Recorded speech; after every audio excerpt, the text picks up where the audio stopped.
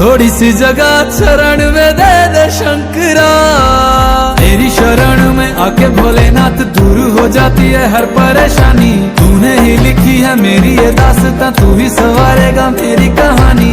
यूं ना मुझको दूर कर, अब तो मुझको खुद में समा। भक्त वत्सलाय नमः, शीत कंठाय नमः, कृपा मुझ पे रखना, मेरी गलतियों को करके क्षमा। भक्त वत्सलाय